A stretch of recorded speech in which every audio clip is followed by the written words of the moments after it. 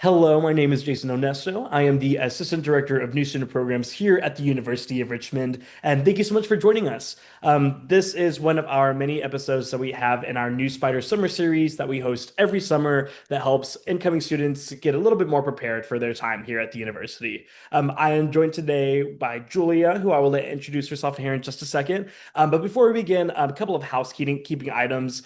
You will notice there is a Q&A function at the bottom of your screen. We will be fielding questions throughout the presentation. However, there will also be a chance for you to ask any questions and get those answers live from us here at the end. So if you wanted to hold on to questions that you have, feel more than free to do that, and we will be sure that we get an answer to you. Otherwise, I will hand things off to Julia. Julia? All right, thank you, Jason. My name is Julia Trachtenberg. I am a financial aid advisor here in the University of Richmond Office of Financial Aid. Tonight, we're going to be talking about Financial Aid 101, so all the basics of how financial aid works here at the University of Richmond.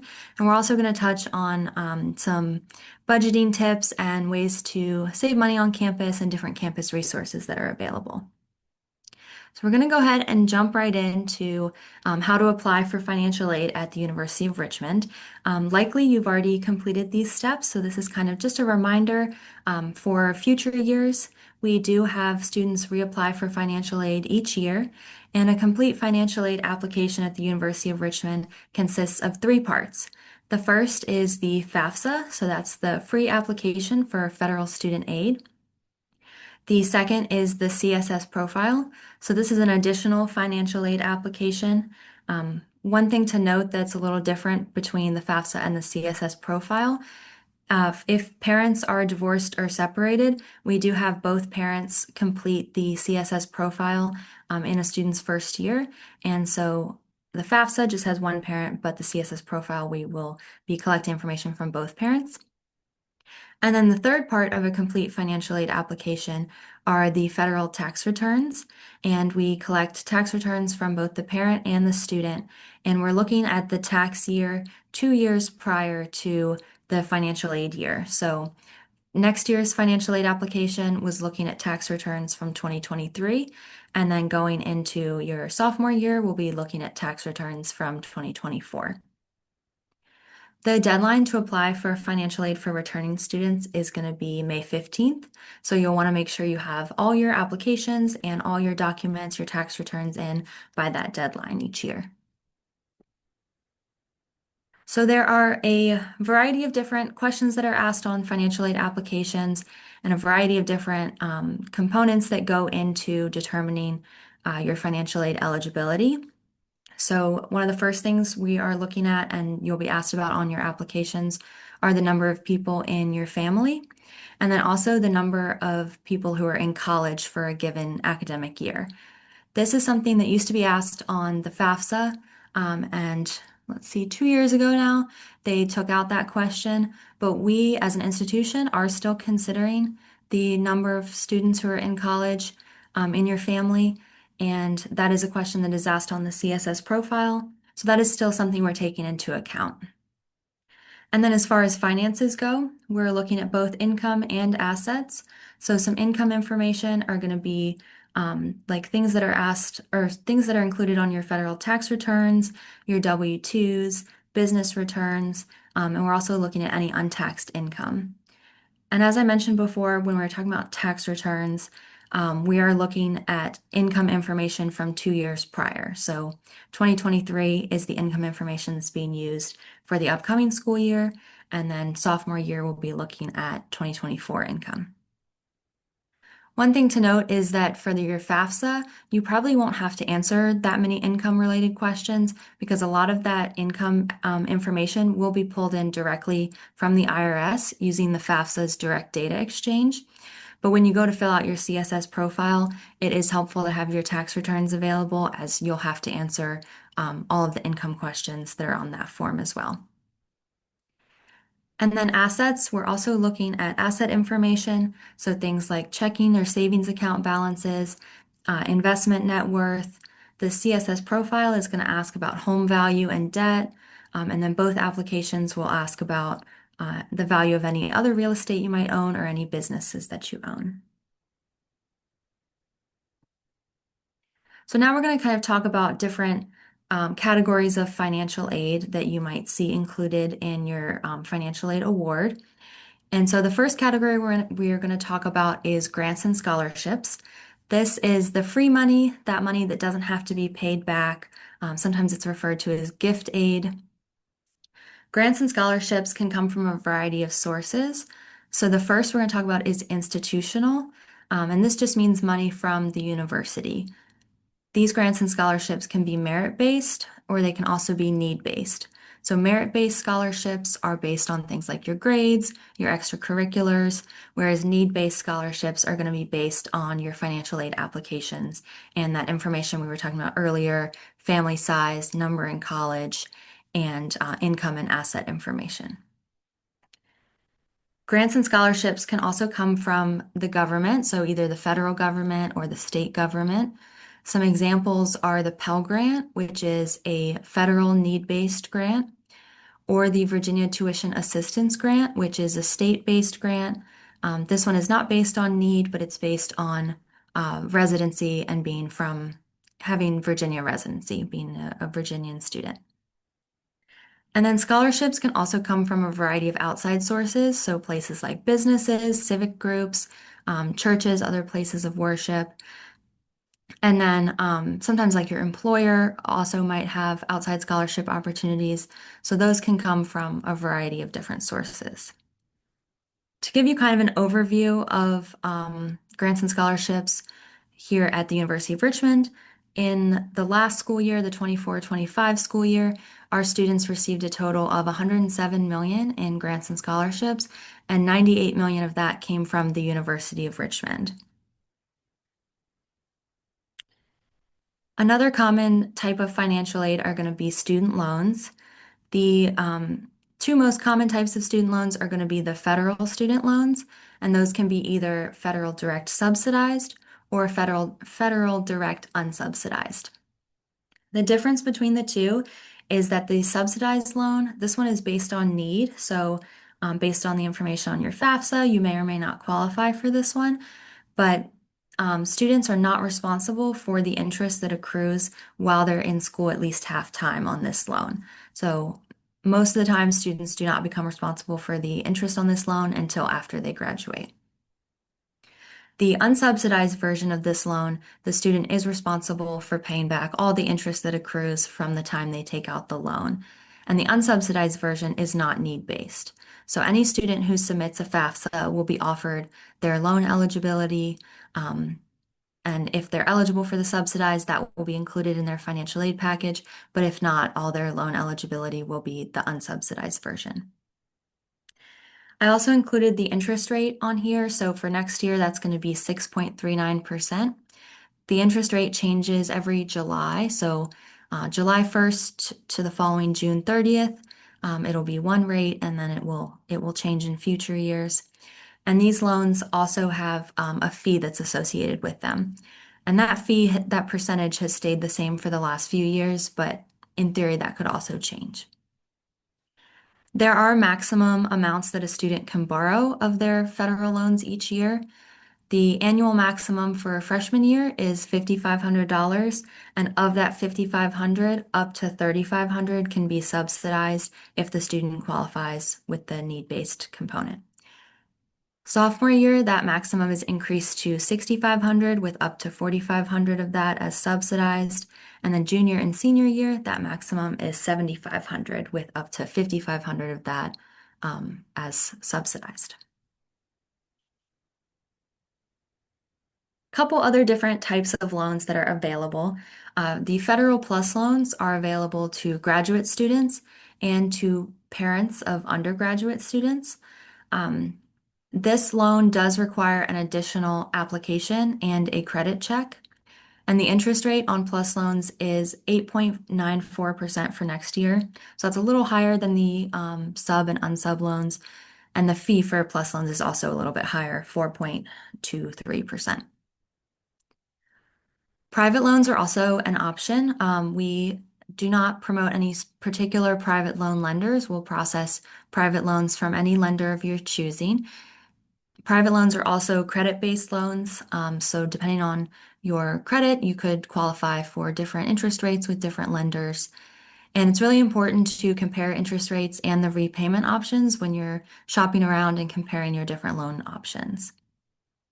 Typically, for undergraduate students, they will also require a co-signer. Students typically don't qualify for undergraduate students typically don't qualify for a private loan on their own, but they'll often need a co-signer to sign that loan with them. And then a couple other loan-related resources. These are both in relation to federal loans, so the subsidized and the unsubsidized from the previous slide, or the PLUS loans. You can go to studentaid.gov. This is the federal student aid website, so that's where you would have done your FAFSA, and they have a really great loan simulator tool. The loan simulator tool can help you test out additional borrowing, so you can see if I borrow this much each year, how much will I owe down the line with interest and all of that considered. You can also test out the different repayment plan options. This is particularly important as a student gets closer to graduating and they're looking at the different repayment plans. You can see how much those will cost you over time. And you can also you can input like different strategies. So if you want to pay off your loans as quick as possible, or you want to have the lowest monthly payment, or whatever your priorities are at that time, you can kind of see the different options and how they would play out. We also have a federal loan fee calculator on our website. So that's on financial aid at Richmond or .richmond.edu. And that's where you can see how much, if you borrow different amounts, how much will the fees be on those amounts, and then how much will actually go towards your charges. And that can help you determine how much you need to borrow. Now, federal work study, this is another type of financial aid you might see in your award package. Federal work study is need-based, and it's the opportunity to get an on-campus job and earn these federal work study funds. They're paid to you in a biweekly paycheck, just like any other job would be on campus. And if you do not qualify for federal work study, you still can get an on-campus job. You would just be paid through our university work program. There are many benefits to student employment. It can help with time management skills and building a routine when you get here to campus. It's a great way to build your network, meet other staff, meet other students on campus. And there's also a lot of different skills that you can learn in student employment. So we have student employees in our office, and they help us with a lot of like data jobs, a lot of customer service skills. So there's many different campus jobs available. And a lot of times students are able to find ones that are related to their major or to their career goals. And then an on-campus employer is likely to be more flexible and understanding of your student schedule compared to an off-campus job. So that was kind of the different types of financial aid. We went over how to apply. We went over the different types. And then now we're going to talk in a little more detail about how we determine eligibility for the need-based aid options. So the basic formula here for determining your need is the cost of attendance minus the expected family contribution. That equals your demonstrated need. Let's break down what each of those components is. So your cost of attendance, this is the estimated cost for 1 year at the University of Richmond. Cost of attendance includes both direct cost, so things that are billed by the university, like your tuition, your housing if you're on campus, and your food if you have a meal plan. But cost of attendance also includes indirect costs. This is the estimated component, so it includes an estimate for books and supplies, personal expenses, and also direct loan fees if you decide to borrow your federal loans. So all those components make up your cost of attendance, and this is kind of like your budget for the year. And then the expected family contribution, the FAFSA has started calling this the Student Aid Index or the SAI, so you may have heard that term as well. The CSS profile still uses expected family contribution, so I just use that one for simplicity here, but you could also use your Student Aid Index there. And then that is kind of the output of the financial aid application. So it's a measure of your family's financial circumstances. And the cost of attendance minus the expected family contribution gives us your demonstrated need. And so at the University of Richmond, we meet 100% of demonstrated need using grants and scholarships. So um, that was that free gift aid we talked about earlier. And we also budget in a self-help component. And this includes the federal loans that we discussed earlier and also federal work study. So the combination of those three sources of aid will add up to 100% of your demonstrated need. Now, I mentioned earlier that we're using income from 2 years prior, and we understand that a lot can happen in 2 years, and things can change for your family and your finances. And so, if families do experience a significant change, things like job losses or significant paid medical expenses, definitely reach out to our office. We're more than happy to talk through your circumstances, figure out what's changed, what's going on, and see if there's anything that we can make adjustments for. So after you've received your financial aid award, what kind of happens next? So most financial aid is going to be split equally between the fall and the spring semester, and it will be dispersed to your student account on the first day of classes each semester. If your financial aid exceeds the charges that are on your student account, you will be issued a refund, and that will come to you either via direct deposit or a mailed check. We definitely encourage students to submit or to set up their direct deposit, and they can do that in their Banner Web account. And that will kind of allow you to get your refund faster and eliminate any unknowns with the mail or waiting to get your check. And then I did want to mention financial aid is available over the summer. So should you decide to take classes one summer, you can use your federal direct loans. And if you qualify for Pell Grant, that is also an option over the summer as well.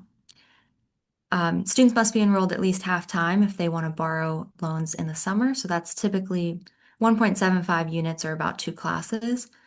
And then any loan amount that you borrow during the summer term will reduce the amount that you can borrow in the following fall and spring. So we went over the loan maximums, the annual maximums a little bit ago. Just keep in mind that the summer and then the following fall and spring make up the aid year. And so any amount that you borrow across those three terms cannot exceed the annual maximum. And if students are interested in summer aid, they must submit their FAFSA for the upcoming year. And if they want to borrow loans, there's a separate federal direct loan application that can be found on our website starting usually in mid-March.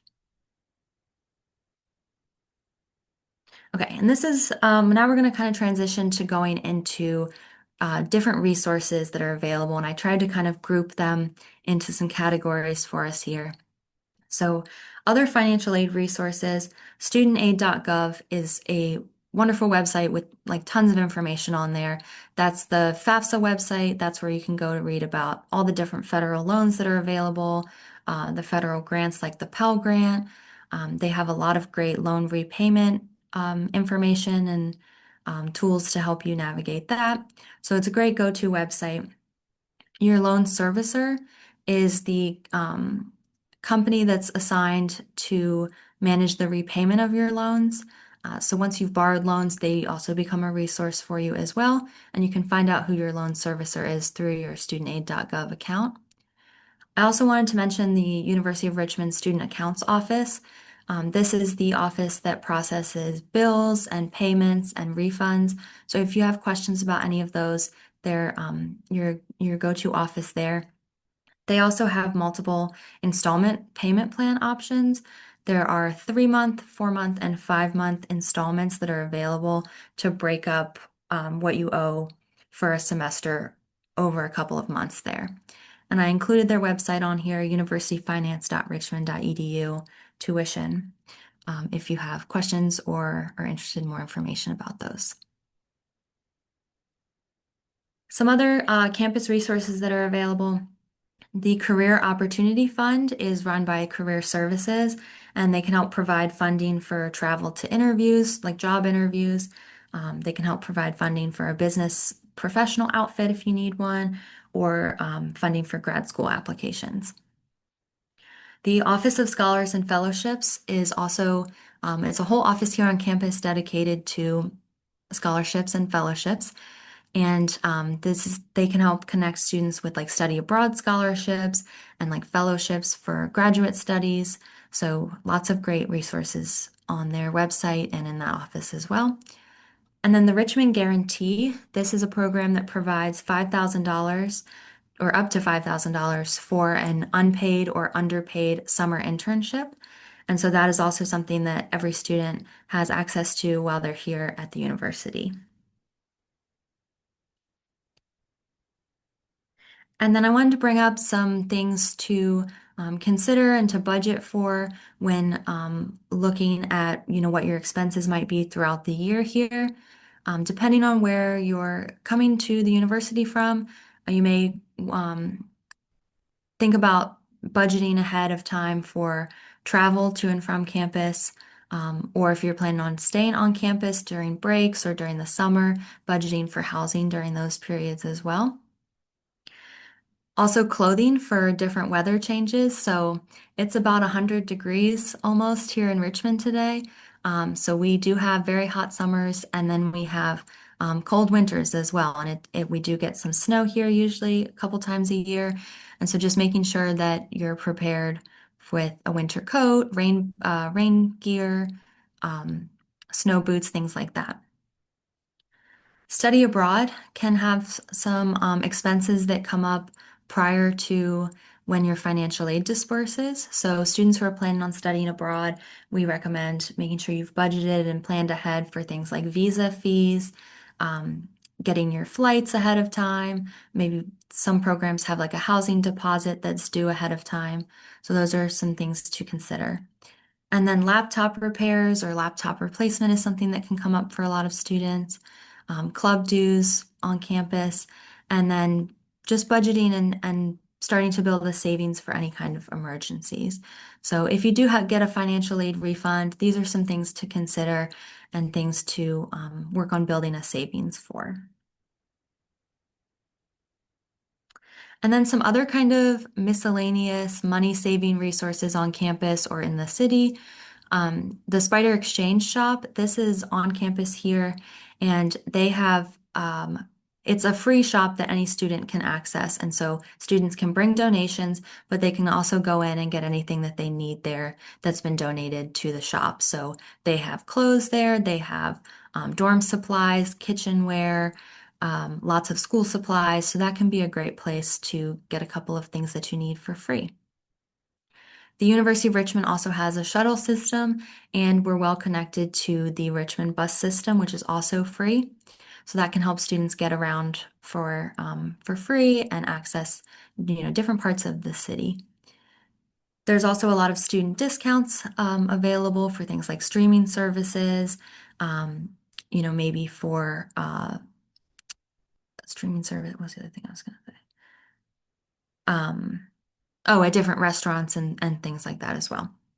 And then renting textbooks can also be an opportunity to shop around and compare the different prices and save a little money that way as well. And then I just want to highlight like Richmond is a really big thrifting city, so we have lots of great thrift stores around, and that can help you save a little on clothes and things for your dorm and home goods and things like that. There are more information, more resources about budgeting and financial wellness on our websites, financialaid.richmond.edu. And I also wanted to highlight that there are additional resources on inclusion.richmond.edu, specifically under the Spiders Fly webpage. So Spiders Fly is our first gen limited income group on campus, and they have tons of great resources on their website. Whether you identify as part of that community or not, there's a lot of good tips and resources there. And then some upcoming events. So the financial aid office will be having an open house during orientation. That'll be Friday, August 22nd from 4 to 5:30. So you can come by, meet your financial aid advisor, ask any questions that you have. And we really hope to see you all there. We also have our own Instagram page, and I'll put that, that'll be on the contact us page next, the QR code for that. But if we have any events or announcements, those are always posted on Instagram. And we also use Spider Bites, which is the like daily newsletter that the university does. And so if we have any upcoming events or um, announcements, deadlines, things like that, we'll usually put those in Spider Bites as well. And then here is our contact information. And there's the QR code for our Instagram. So please give us a follow. And if you have any questions about anything, definitely give us a call, send us an email, check out our website. Um, we're very excited to have you all coming to campus. And if you have questions now, I'm happy to take those as well too. Alrighty, Julia, we've got our first question in the box waiting for us. Yeah.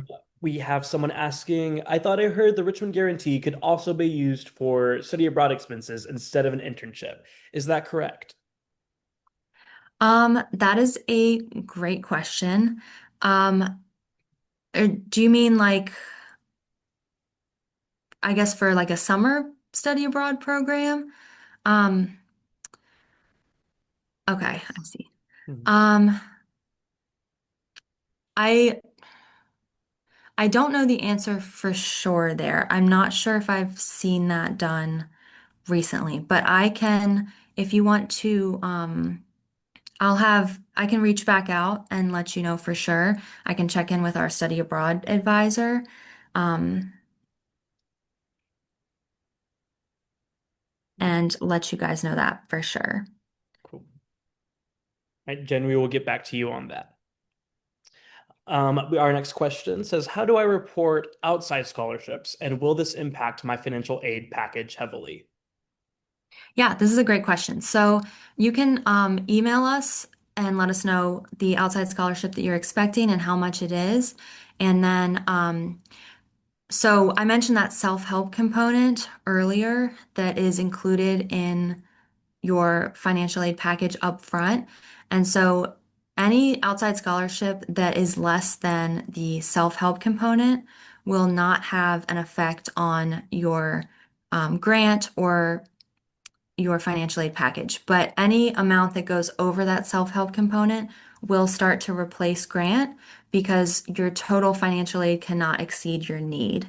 Um, for freshmen, that self-help component is $5,000. For sophomores, it's 6,000, and then for juniors and seniors, it is 7,000. So any outside scholarship less than that, depending on what year you're in, should not impact your financial aid. But any more than that, the excess will start to replace your need-based grant. If you have, if you want to know like specifically with your package and your scholarship, definitely reach out to us. We can have that conversation. Um, and either way, if you have outside scholarships, go ahead and let us know how much they are and where they're coming from, and we'll be on the lookout to receive those checks, and we'll be able to adjust your financial aid package if needed. Great question.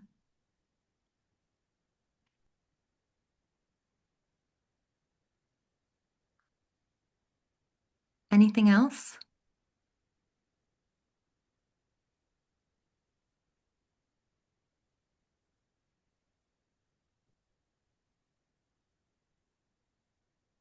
We'll wait for a couple more seconds just in case we've got a friend typing a lengthy question, which we're also happy to answer.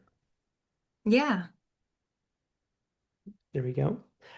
We have the amount of aid that I receive in one semester can be used to cover some of the expenses of a study semester abroad. Question mark. Yes, so financial aid can be used abroad, and the process, like the application process is the same. Um, the way we review your applications is the same. The different programs that are abroad maybe have different costs of attendances, depending on where you're going. So your financial aid will still be calculated the same way with cost of attendance minus your expected family contribution gives us your need. So all that is calculated the same way, and you are eligible for all the same, typically eligible for all the same types of financial aid as if you were here on campus. Um, that's if you're doing a UR approved study abroad program. And there's lots of those.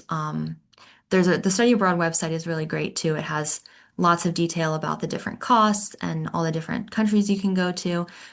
Many students study abroad, and their financial aid goes with them. And so, um, yeah, we're definitely happy to also, if you have questions about that and you're wondering about, different programs, definitely let us know. We can talk those through with you as well.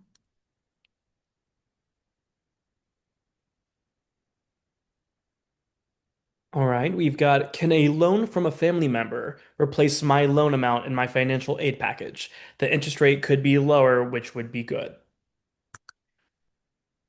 Okay, so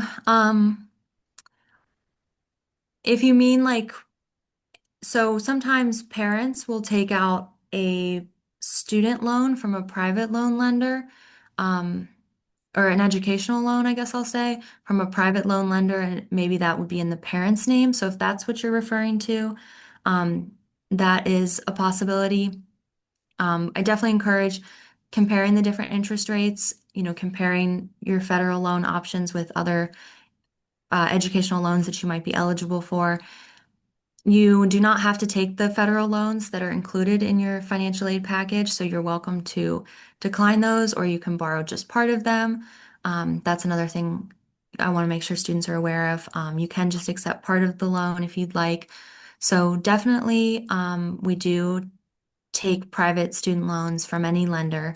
And so if those look like they're going to be better interest rates for you, you're more than welcome to go that route as well. And if students have questions about comparing different loans, or determining how much they need to borrow, they're definitely reach out to us and we can go through that together. Great questions. I think we might have time for one or two more questions. So if you have anything outstanding, feel free to put it in that Q&A box there at the bottom of your screen, and we will get to it before we close out today.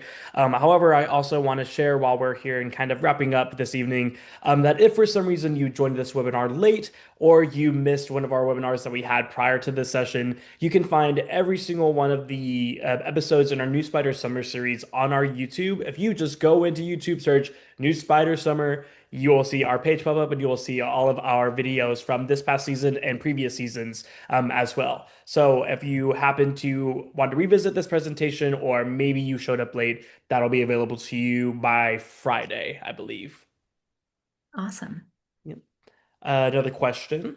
What happens if we decline the FAFSA loan? And second question, can we still qualify for it next year? Yeah, so every year is a new financial aid application, new FAFSA, new CSS profile, new tax returns, and you're welcome to accept or decline your loans. And make that decision each year. So definitely you'll get a new financial aid package each year, and you can determine if you want to borrow your loans for that year or not. Um, I'll also say if you borrow your loans and you decide you don't need them, you do have some time that you can decide to reduce them or cancel them as well. So definitely reach out to us if you have questions about that, if you won't need to make any changes throughout the year. Um, but yes, each year is totally different. You will apply for a new you'll do all your applications again each year, and you'll get a new financial aid package each year, and you can make that loan decision from one year to the next. Great question.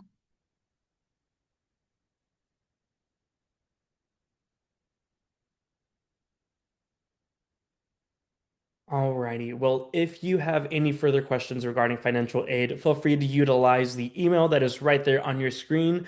Any questions related to your new spider orientation or anything regarding anything leading up to your experience here in your first year at the University of Richmond, feel free to reach out to me via the email that you received earlier today. Otherwise, thank you so much for joining us, and we look forward to welcoming you in the fall.